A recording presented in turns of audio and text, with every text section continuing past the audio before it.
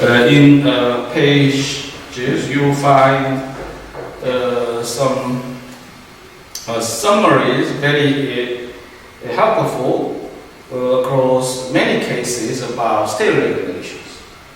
So many tools from the court have been exercised to find the true meaning of state regulations. In that ambit, you might have some point reminded about structure and hierarchy. Is the state government generated to make laws? How do you think about it? Is this interpretation of a state agency about state regulation is binding on court? How do you agree? Often you would be reluctant to agree readily. So it could be in some cases treated as a mere fact. So kind of assertion raised by a state officers of state government or councils in representation of parties in dispute could present some evidence about the true meaning of state regulations or provisions. However, they could not bind their view on the court of authority. However, we consider the expertise and bureaucratic practice is quite consequential, as you would suppose, and that would be strength to maintain consistency about state administration and the certainty of state administration. So arbitrary cleavage or disagreement from the view of a state agencies would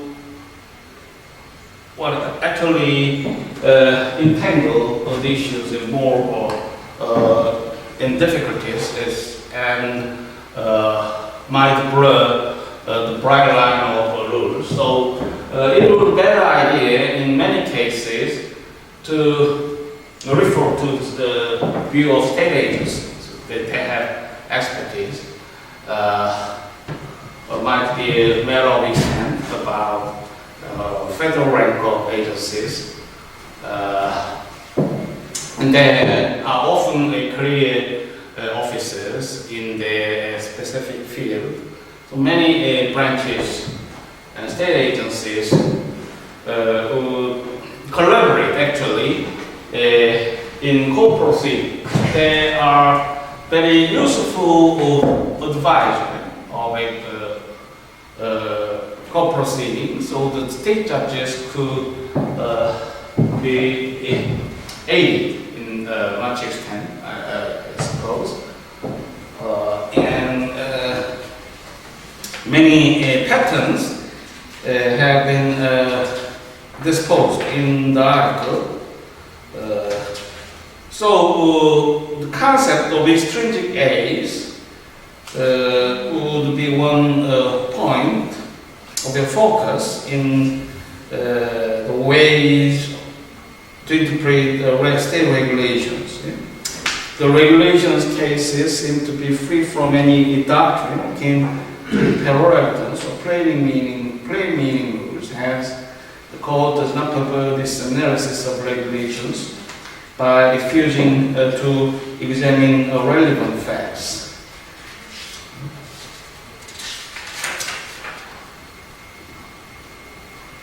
So consider it be precious and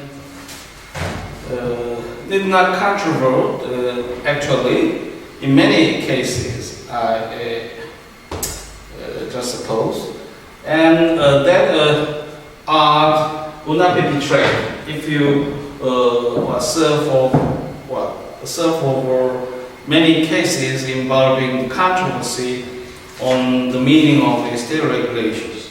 The court actually divert from the suggestion of experts in the state agency.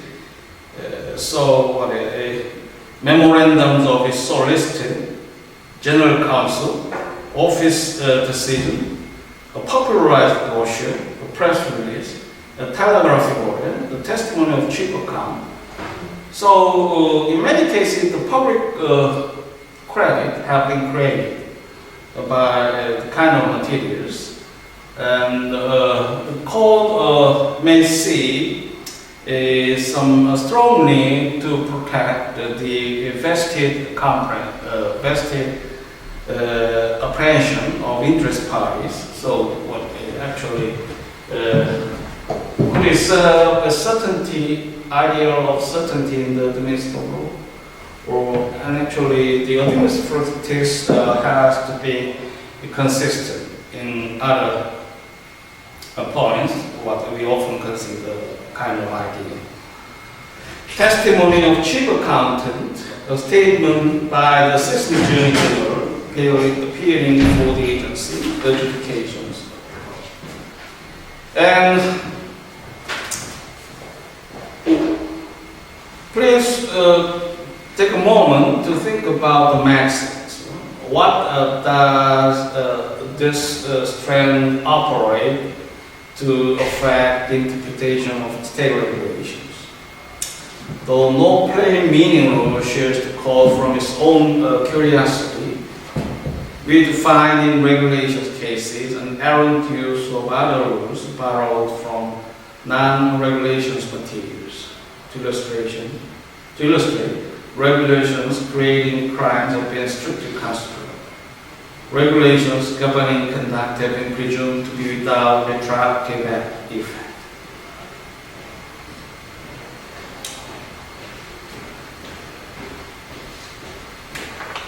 So, the maxims might not be controlling, actually, since we have some terminal level of norms, state regulations. We would be ambiguous about this identity. Is it actually law or fact to be disputed in court? If the law, it is the law, the interpretation would take a more stern face, as you consider, since we could not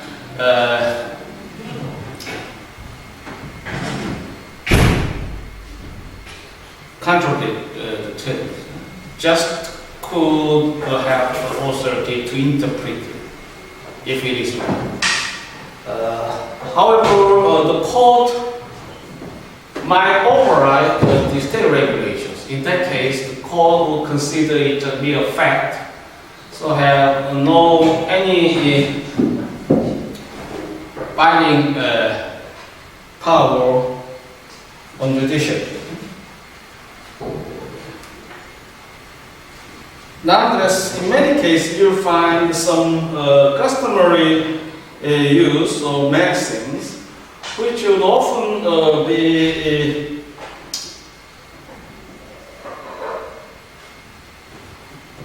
applied in face of a statutory interpretation. The first objection to this holding, in this case, the Supreme Court accepted this argument and reversed conviction. It is a criminal statute and state regulation to complement the statute. And often this context of this kind of criminal proceeding have been discussed in interpretation of state regulations. The order must be construed as criminal statute, strictly and without retroactive effect, unless carefully indicated. In some cases, a tying agreement has been challenged since the ceiling of price have been derogated by these dubious arrangement between the parties. tying. In many instances, you'll find some extraordinary circumstances, perhaps around 1940, whereas a wartime or some close period from the close of war, and the price control is often one important government objective to meet the post-war contingencies, and the temporal period have been actually in atrocity in terms of economic conditions rather. So many illegal transactions would be damned in criminal regulations of state. Consider a New York case, a wholesaler involving tying agreement. That would not be direct in violating the statute. However, tying agreement would incur indirect effect to violate the ceiling requirement of regulations. And the court used the word kind of unstated judgment of policy. And the court also used the policy of the regulation to find the true meaning of state regulations. The great justification would have been that regulation in derogation of common law strictly construed. The court would favor the traditional position and what the principle of LPP.A.59, what we call case law, common laws, and sharp departure from traditional rules would be disfavored in this. Athletic to intact with radical nature of statute codes, rather than seriation clauses. And administrative intent would be element you will consider in interpreting state regulations. In that case, we would have some ideas as saying with legislative intent when we are responsible to interpret the statute provision. However, the extent of binding force will differ, as I suggested.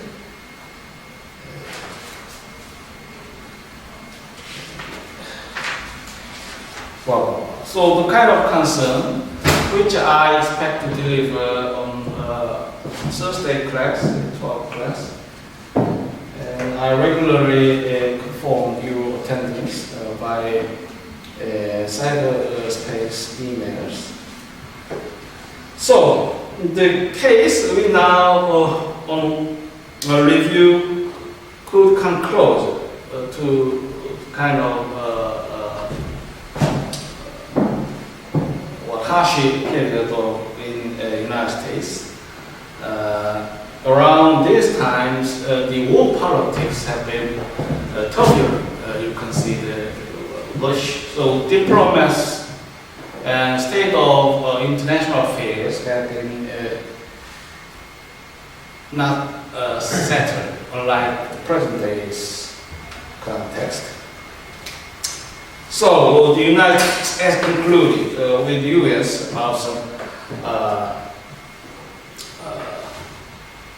interest of their citizens, and often the state government is the principal authority to write the professional licenses, business licenses. So the state statute and regulations often include kind of principles and provisions about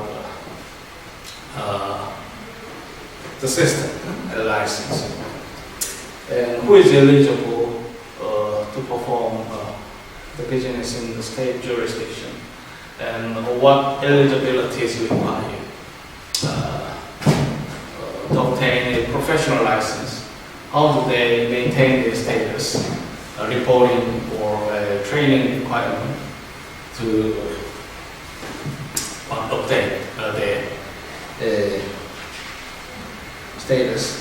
The treaty in this case will deal with the kind of affairs which affects the interest of the citizen. Is between the United States and Japan.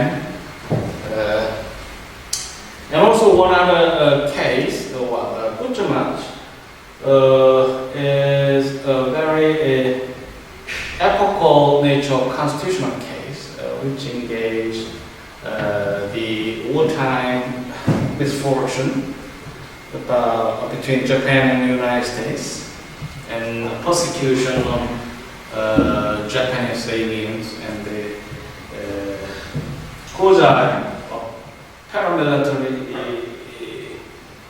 context of suspicion. So human rights have been abused on the part of Japanese citizens. The Ashkar case will differ in some sense. However, we have some conjecture about active interchange between the United States and Japan in this period of time. The treaty provided in part that the citizens of each high contracting parties shall have the liberty to enter, travel, and reside in territories of the other, to carry on trade, wholesale, and retail, to own or lease and occupy houses, manufactories, warehouses, and shops, to employ agents of their choice, to lease land for residential and commercial purposes, and generally to do anything incident to or necessary for trade upon the same terms as native citizen or citizen. The Supreme Court of Washington had the ordinance varied and reversed the decision of the lower court of which in favor of Asqua. So, how do you resolve the conflict between the treaty and the ordinance? The ordinance could have some or alternative to read from trade terms, trade terms or provisions. So there would be plainly untrue considered. So it must be reconciled with the command of the meaning of the treaty provisions. And